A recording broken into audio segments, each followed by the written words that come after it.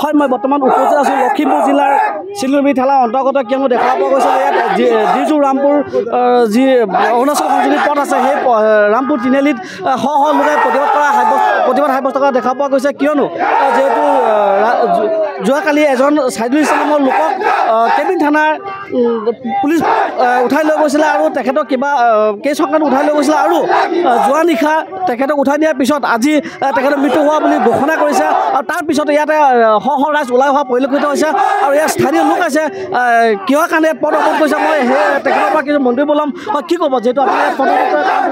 বেলেগ একো নকওঁ যিহেতুকে আমাৰ কাষ্টাডিত মানুহজন মৃত্যুবৰণ কৰিছে সেয়ে দোষীক অতি শীঘ্ৰে কৰায়ত্ব কৰিব লাগে আৰু যেতিয়ালৈকে দোষীক কৰায়ত্ব কৰি উচিত শাস্তি প্ৰদান নকৰে তেতিয়ালৈকে আমাৰ অনশন কাৰ্যসূচী চলিয়ে থাকিব যিহেতুকে তেওঁ এজন সাধাৰণ কাম কৰা মানুহ আছিলে তেওঁ যিজন মানুহৰ ওচৰত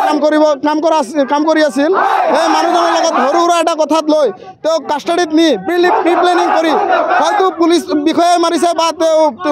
মানুহজনে মাৰিছে অনাৰজনে মাৰিছে সেয়া আমি ক'ব নোৱাৰোঁ যিহেতু মানুহজন কাষ্টাডিত মৃত্যুবৰণ কৰিছে তেতিয়া পুলিচে তেওঁক হত্যা কৰিছে বুলি আমি মানি লৈছোঁ ছাইদুল ইছলামক যেহেতু মৃত্যু হোৱাৰ পিছতে ইয়াত শ শ ৰাইজ ওলাই অহা পৰিলক্ষিত হৈছে আৰু ইয়াত স্থানীয় লোক আছে দল সংগঠন আছে মই তেখেতসকলে কিছু মন্তব্য ল'ম যিহেতু ইয়াত আমচুৰ প্ৰতিনিধি আছে মই তেখেতক হয় এই অঞ্চলৰ এজন নিৰীহ যুৱকক অৰুণাচললৈ নি পিনে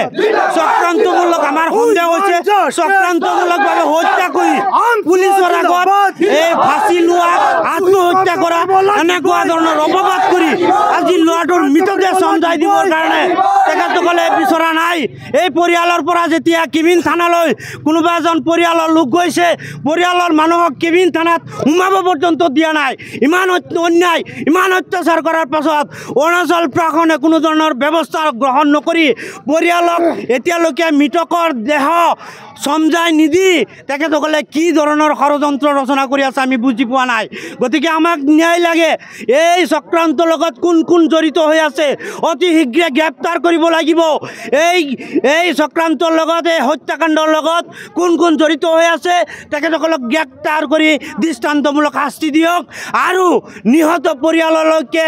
10 লাখ নহয় 20 লাখ টকা এককালীন সাহায্য দান কৰক তাৰ পাছতে আমি এই আন্দোলন স্থগিত কৰিম অন্যথায় এই গণতান্ত্ৰিক আন্দোলন অবিৰতভাৱে চলি যাব আমচুৰ সহযোগত ৰাইজ ৰাজপথলৈ ওলাই আহিছে ইয়াৰ পাছত ৰাইজ কিন্তু শান্ত নাথাকে অৰুণাচল প্ৰদেশত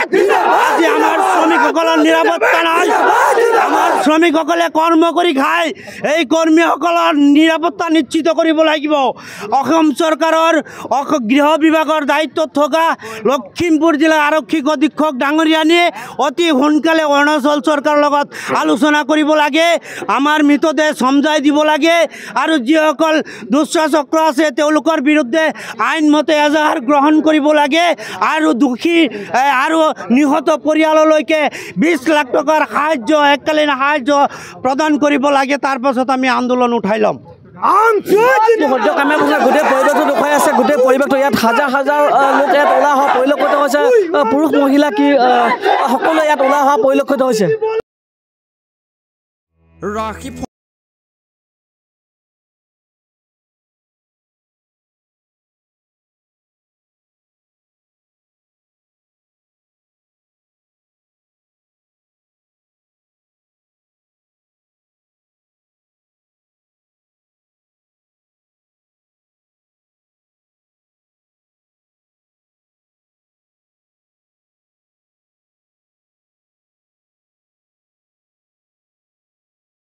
প্ৰত্যেকগৰাকী সৌন্দৰ্য পিপাসু মহিলাৰে প্ৰিয় গহনা নিজৰ মন পছন্দৰ ধুনীয়া সাজযোৰৰ সৈতে মিলাই সকলোৱে গহনা পিন্ধি ভাল পায় গুৱাহাটী মহানগৰীৰ মা অঞ্জলি জুৱেলাৰ্ছত গ্ৰাহকৰ বাবে উপলব্ধ অত্যাধুনিক ব্ৰাইডেল জুৱেলাৰী ট্ৰেডিশ্যনেল মডাৰ্ণ জুৱেলাৰীকে ধৰি বিভিন্ন ধৰণৰ সোণৰূপৰ আকৰ্ষণীয় গহনা আপুনি মনে বিচৰা ধৰণৰ সকলো গহনা উপলব্ধ হ'ব মা অঞ্জলি জুৱেলাৰ্ছত গতিকে দেৰি কিয় কৰিছে পলম নকৰি সোনকালে আহক আমাৰ ঠিকনা মা অঞ্জলি জুৱেলাৰ্ছ জয়ানগৰ 6 মাইল সুকাপা ভৱনৰ সমীপত গুৱাহাটী আমাৰ ফোন নম্বৰ 9864365392 36135637